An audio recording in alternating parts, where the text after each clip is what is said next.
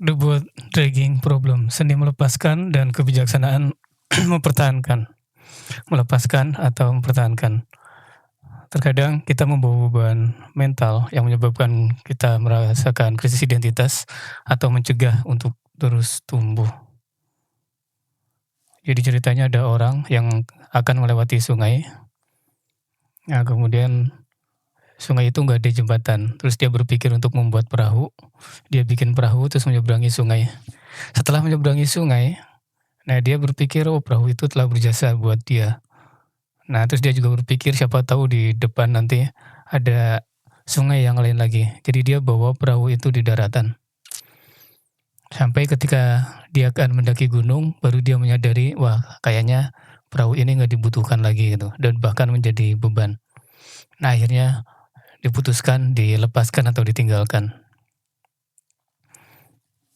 Nah, realitanya terkadang kita merasa ada sesuatu yang dulu menyelamatkan nyawa kita, tapi sekarang itu memperlambat langkah dan menyebabkan kita lelah. Bukan karena medannya, tapi karena beban yang kita tidak melepaskannya. Di dalam kehidupan nyata, ini kadang terjadi di sebuah hubungan antara loyalitas dan realitas. Misal kita membawa kenangan dan rasa aman, persahabatan masa kecil yang membuat kita merasa aman, kemudian kita tumbuh dewasa dan kita bertahan dalam hubungan itu karena sejarah panjang, bukan relevansi atau koneksi saat ini. Ketika hubungan itu menjadi toksik atau tidak lagi relevan dan bermanfaat, energi kita terkuras untuk mempertahankan hubungan itu. Padahal mungkin nilai hidup kita sudah berubah dan frekuensinya sudah beda gitu. Tapi terkadang orang merasa bersalah untuk melepaskan. Padahal mempertahankannya itu justru menggerogoti mental dan menyebabkan tumbuh ke arah yang berbeda. Bertumbuh ke arah yang beda itu adalah pilihan yang bisa kita ambil. Kemudian di dalam hal kebiasaan, contoh dalam kehidupan nyata, contohnya mentalitas bertahan hidup di zona aman. Contoh kasusnya, sifat frugality yang sangat hemat dan ekstrim, bahkan setelah kondisi ekonomi membaik. Jadi di contoh ini, di kasus ini, orang yang dulu merasakan kesulitan ekonomi, kemudian sangat hemat, ekstrim, setiap pengeluaran dicatat, kemudian kesenangan ditunda atau karena tidak bisa mendapatkan kesenangan. Nah, kemudian ketika keadaan berubah, dia masih membawa kebiasaan itu dan menjadi scarcity mindset. Ketika dia sudah bekerja, dia sudah dapat penghasilan, bahkan mungkin sudah kaya, dia jadi tidak bisa menikmati hasil kerja keras gitu. Karena membawa kebiasaan dulu ketika susah, cemas finansial, dan itu terus menghantui, walaupun sebenarnya saldonya sudah aman. Dan itu membawa mentalitas miskin ke dalam realitas yang sudah mapan atau kaya.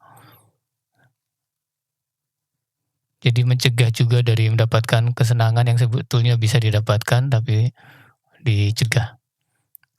Kemudian juga peran atau identitas diri. Contoh peran ketika orang tua yang tetap terus mengatur ketika anaknya sudah dewasa. Dulu ketika anak-anak masih kecil, mengambil keputusan krusial itu supaya anak selamat. Ketika anak masih kecil dan belum bisa mandiri, belum bisa mengambil keputusan, belum bisa bertindak dengan benar. Tetapi ketika sudah menjadi orang tua dan anaknya sudah dewasa, anaknya sudah mandiri, ketika orang tua terlalu memproteksi, itu akan berubah menjadi sufokasi atau tekanan. Hasilnya orang tuanya kelelahan karena khawatir yang tidak perlu, dan anaknya merasa tertekan karena tidak diberi ruang tumbuh yang cukup. Akhirnya kedua belah pihak menyeret-nyeret beban peran yang sudah lewat dan harusnya berubah. Kemudian juga dalam hal jati diri. Dulu ketika masih menjadi prajurit, anak buah, atau karyawan baru, mungkin perannya mengambil persona underdog atau kritis, memberontak.